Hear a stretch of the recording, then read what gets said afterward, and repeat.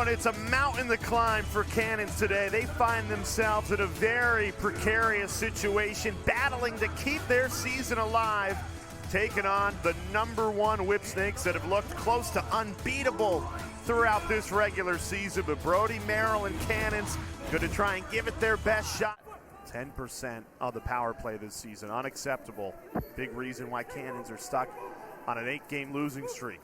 Trying to keep their season alive, and they started off with a stinger to the top corner.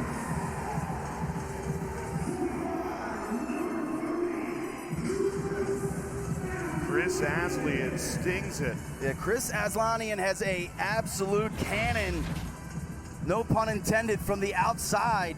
A little kind of rotation action between Thompson and Drenner draws the attention of the Whipsnakes defense, and Aslanian uses Earhart as a screen. He can shoot the rock, Jay. On a rotating cast for Cannons, Aslanian steps up. Decision making for the Whipsnakes on offense the last couple possessions. And Nolting's got the whips hung up. Has a step and uses it. Asher Nolting fires it past Bernlohr, and it's 2-0 Cannons with their season on the line. Mention the strong rookie campaign, 12 goals coming into today. He's just such a load. You can see him just kind of shrug off Bernhardt, get to the middle of the field and bury it. Short answer, yes. I mean, there is some human nature to this. And obviously, you're also going against the last place team. That bounces in. Bernlohr couldn't get to it. Steven Rafis curls around the cage and scores. It's 3-0 Cannons. But on the flip side, you're playing against a hungry and desperate Cannons team that shows up week after week. Here you're going to see Rafis a little left to right split. I think he caught Warner a little off guard, like Warner's kind of inviting that upfield. Bounce shot to get allowed around Bernlohr, who's yet to make a save, coming off his strong performance against the Atlas last week. More shots, only 2 shots on goal that whole first quarter. Not challenging the rookie in net enough. This is Brad Smith. Lefty laser goes, and Whips are on the board.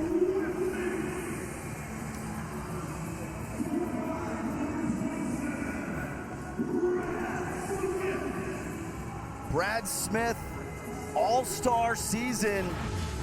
You know, the knock on him is kind of his shooting would kind of come and go this year. Way more consistent, 25% on the year. Beautiful placement as he sweeps across to his left. He yanks it back all the way across. Offside stick on Kirst.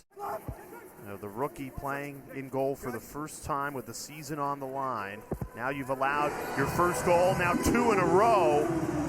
How do you have a short memory as Whips strike back-to-back, that time Chanenchuk? Nice little 2-man game behind the cage between Chanenchuk and Rambo. You're gonna see the Cannons switch it and then try to recover back to regain or retain that initial matchup. And during that back and forth, Rambo finds Chanenchuk, who's able to take a couple steps upfield as Fairman recovers. Great camera angle here. And as Chanenchuk gets upfield, he notices a shred of daylight along that near pipe.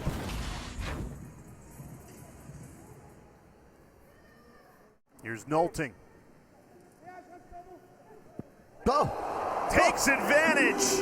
Asher Nolting, his second goal of the afternoon, and it's a beauty. Mark that one down. Sports Center top 10 nominee. Nolting, second of the day. He's going to carry up this left side. Going to roll back, look for the question mark. It's not there. You can see Young just kind of sitting on his right hand. So Nolting increases his shooting angle, adds a layer of deception, and destroys the top right corner. Look at this placement. Woo! Aslanian has produced. Cockerton has produced. Donville has produced.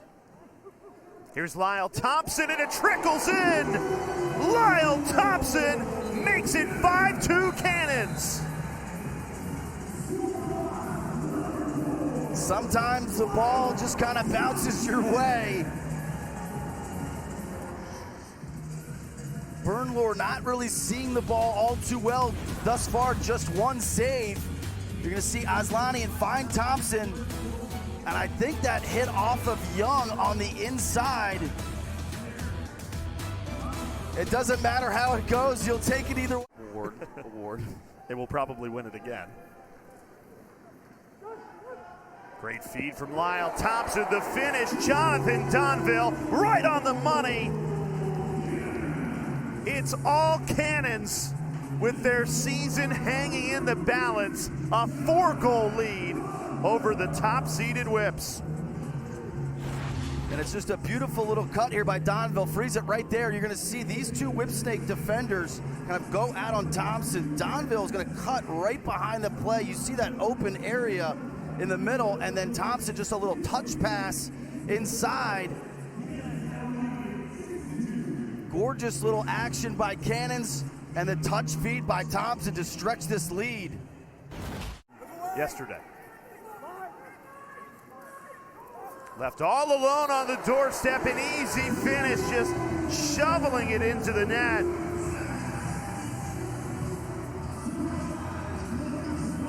Jackson Reed cashes in with a defensive breakdown for Cannons.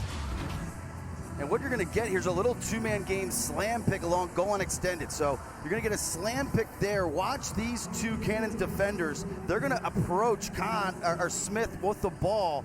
And on that double team, Reed's just left all by himself. So Smith draws that double team away. Breakdown in communication between those two Cannons defenders leaves Reed by himself. The lefty goes to the backhander and somehow finds some spot. Can that desperation sustain for a full game? Can they put together those 4 quarters? Two-pointer goes! Brings it off the pipe.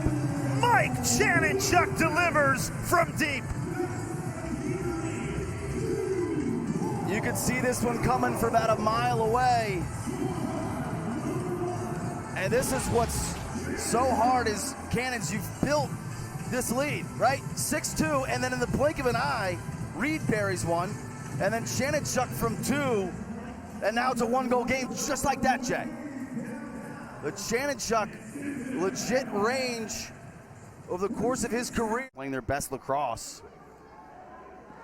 Right on the money, Lyle tees up Cockerton, and the Cannons start the second half just where they left off. Good action here for Cannons offensively. You know, get this initial dodge by Drenner. He moves the ball behind to Thompson. Watch Donville. He's going to cut in and set a pick on Cockerton's man, Muller. Cockerton flashes off of that Thompson spot feed, his 3rd assist of the day. You're going to see Donville flash inside, set that pick. Cockerton gets his hands free. And he's been consistent. He had one kind of off shooting game for Cannons, but all he does is score goals. Let's see if Kurse shoots on his brother, trying to get the hands free. They've got Nolting trapped on defense. And it leads. Will it be 2 or 1 for Earhart? His foot might have been on the line. Michael Earhart, so good from deep. This is going to get called a long one. And this is great early offense by the Whipsnakes. You know, Kurse comes down. He gets Nolting trapped on defense. And as the Whipsnakes move the ball around, you can see the Cannons trying to recover back. Let's take one more look at this. That's a 2. That's a 2. That's a 2. That's a 2. I would expect this to be challenged. It was called a 1 on the field, but Jim Stagnita has to challenge this, right? That's a clear 2. You could see head referee Matty Palin walking over to the sideline. There's the challenge flag.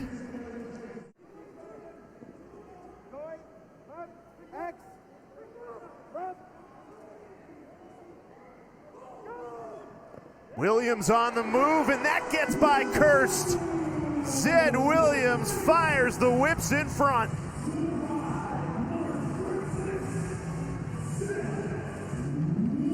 And this is signature Whipsnakes offense.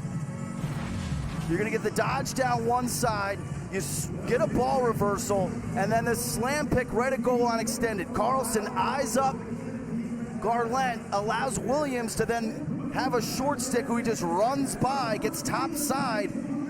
This is Whipsnakes in a nutshell offensively. That action right there from a schematic standpoint.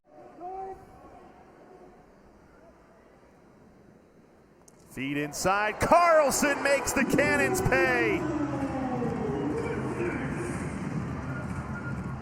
2 goals in 32 seconds for the Whips. They have sprung to life in this third quarter. And the same way Jim Stagnita didn't ask for Dana's question coming out of that halftime, I'm sure he didn't wait when he got to the locker room and he didn't mince words.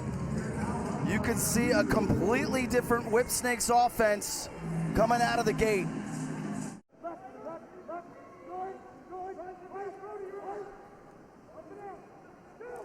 Zed Williams goes low, blows it by Colin Kirst, and it's a 3-goal lead for Whipsnakes.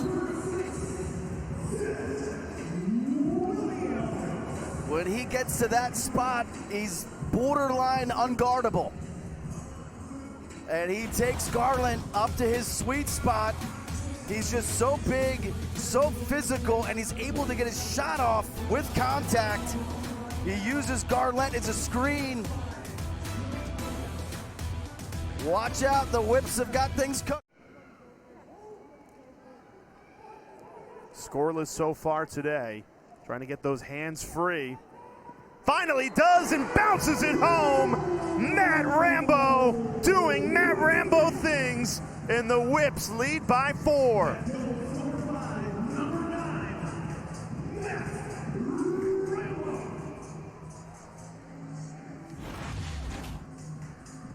Hey, Matt, we're taking a look at this replay. Obviously, your matchup on the short stick. You know, how do you kind of gauge between feeder and attack mode as you have that favorable matchup? I was just kind of bouncing back and forth. I was trying to find Channy or Jay. Then when I bounced out, he kind of went all the way back in, so I had that opportunity to go underneath. And I'm out of breath, too. All right, we'll leave you alone. Catch your breath. Here we go. I'm on your left shoulder. Sun Clarella powering the athletes under the helmet. Great control to get that ball back. Hands free, fires it to the top corner. Lyle Thompson wheeling the Cannons back. They needed an answer, and no better guy to come up with it than Thompson. In this beautiful little rocker in front of the cage, you're gonna see him kind of roll back and then put on the brakes, come right back the same way. That slight hesitation gets Warner off of his line. You see that incredible footwork there by Thompson. Little fake roll, you see Warner's kind of adjustment to it. That creates the separation. The slide just a hair late, and Lyle makes him pay. 2 goals, 3 assists. And as we've seen, Whips have no intention of taking their foot off the gas. Despite locking up the #1 seed, they played their entire starting lineup. Ryan Drenner on the run. That's exactly what the Cannons needed, a shot in the arm to start the 4th quarter from Drenner. Drenner, 16 goals coming into today, all-star. He's been so consistent for them all season long. You're gonna see him get to the middle of the field, little stutter step to gain some leverage on Warner. And then beautiful placement, a lot of velocity on that shot. Match feet so Kirst can stay with Newbold. Buckle up, it all comes down to this. The Cannons needed 2 to keep their season alive. That is not the look that they wanted from the 40-yard line, backpedaling, but time dictated you had to shoot. Yeah, and to your point, it's so hard to draw up a 2 when the other team knows that's what you have to do. So you try to play some sort of cat and mouse game at the midfield line, or you try to do some sort of picks and weave action around the 2-point line to try to get a shooter's hands free. The Whipsnakes, to their credit, kind of sniffed out exactly what was going on. Strong on-ball pressure there, and then Warner saw the Newbold thing coming the whole time when Aslanian ran off the field. Sean Quirk and this Cannons team season ends on a 9-game losing streak. Meanwhile, for Whips, they keep rolling. Dana, you're with the head coach, Jim Stagnita.